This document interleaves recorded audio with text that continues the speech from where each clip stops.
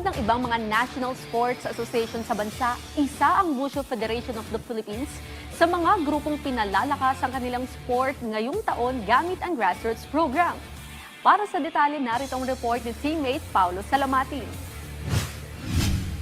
Malaki ang plano ng Wushu Federation of the Philippines na palawigin pa ang kanilang sport sa buong bansa dahil sa nais itong mapabilang sa mga regular na nilalaro sa mga prominenteng collegiate league sa bansa gaya ng UAAP at NCAA. Sa naganap na pagpupulong sa pagitan ng mga opisyal ng Wushu Federation at NCAA noong nakarang taon, napili sa kauna-unahang pagkakataon ang sport na Wushu bilang demonstration sport sa ika-100 season ng NCAA. Sa panayam ng PTV Sports, ibinahagi ni Wushu Federation Secretary General Julian Camacho ang kanilang mga karagdagang plano tungo sa layuning maging opisyal na sport ang Wushu sa NCAA sa susunod na taon. Actually, end of last year, we have just conclude our cooperation between the NCAA and Wushu.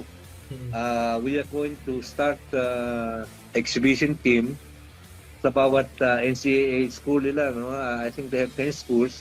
From there, maki-start na kami sa NCAA. Ang recognition na ito ay patunay sa paglago ng popularidad ng Wushu bilang isang competitive sport sa bansa na akma sa layunin ng NCAA na magpakilala ng iba't ibang disiplina ng palakasan sa mga miyembrong paaralan nito.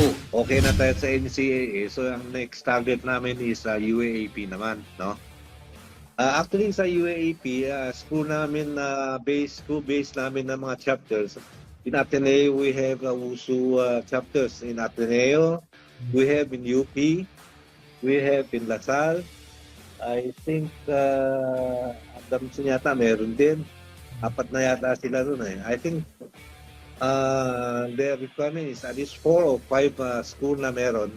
They will consider na yung sport will be joined. No?